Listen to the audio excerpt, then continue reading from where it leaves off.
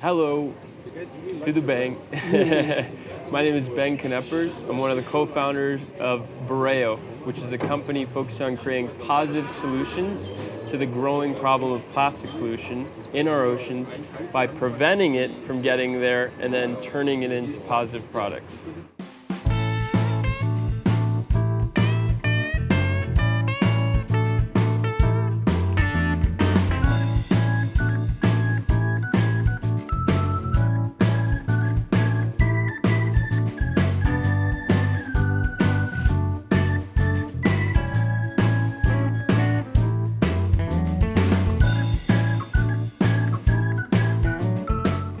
First ended up in South America for a job opportunity in Chile. I was continuing working as an environmental consultant. I was grateful to find that in Chile there was a strong support network for new entrepreneurs. My buddies and I, we just kind of said, let's have a go. Like, let's come up with something, but not just something. Let's make it something that can kind of combine our skill sets, because we're all engineers in our background.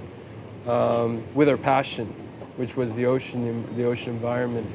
And when I would go on, trips to the coast, it just shocked me still how untouched and just pure it still was. Wow, here's a chance to work in a place that really still hasn't been that heavily affected by these problems. If we can come in and implement practices now, we can prevent a lot of these things from happening in the future.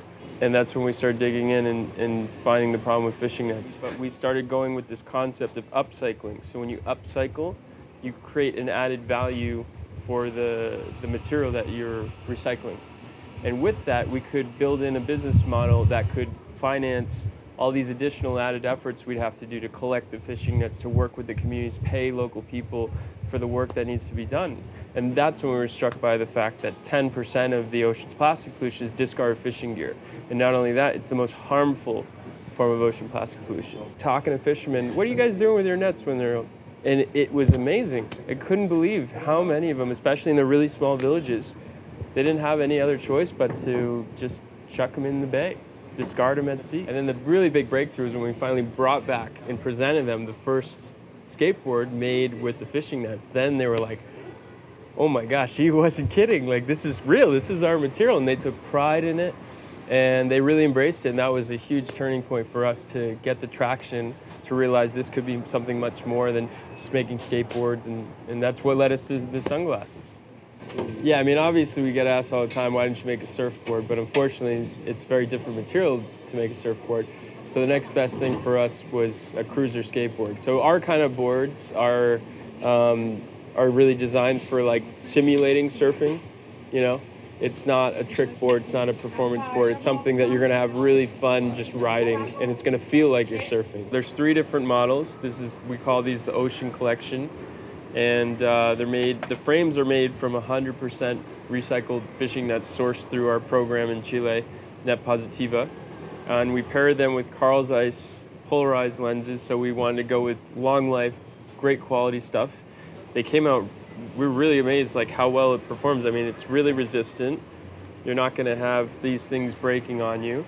And the best part is if they ever do, you just send them back to us and we can recycle them again and make more plastic out of it.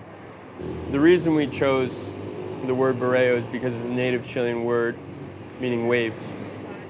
And obviously we first chose to recognize the country that gave us the opportunity to implement this project, but also the deeper meaning is just as a wave, how a wave starts is by a small disturbance on the surface of the ocean.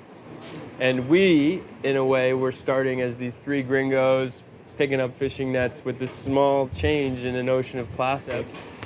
With more time and energy, just as a wave develops, if we continue with more time and energy, we can create this great force of change, which a wave is this great force. So in many ways, it was symbolic to our own mission. Well, the way it works with the program is we pay per kilo of fishing that we get. So we give them all the training, the infrastructure, put in the collection points, everything they need to manage the resources they need to collect the nets. And then every kilo they get to us, we pay them cash. And then in Then what the beautiful part of it is when we start to sell the products, we have this other money coming in now, lets us expand the program, but not only that, it's letting us put money into additional community projects in their area. And that's been becoming a really positive result. We stay away from single-use products, like something that you buy and throw away, because that's just delaying the time that's going to become waste. We focus on long-life, positive products that are going to also create a positive impact one way or another. I mean, they say by 2050, we're going to have more plastic in the ocean than fish if we don't do anything to change it. If something is worth something, the last thing you're going to do is throw a dollar bill on the ground because it's worth something. It's the same connection you can make with plastic pollution. If people, the fishermen, the last thing they're going to do if they're going to make money with their fishing nets is throw them in the ocean. I also hope that it makes them think, well, shit, I could do something too. And that's the whole idea, right? Is like we'd never be able to accomplish anything just on our own. It's only the collective force of many, many people that anything's going to change. We're hoping this can be a tool to incite and inspire others to create their own change.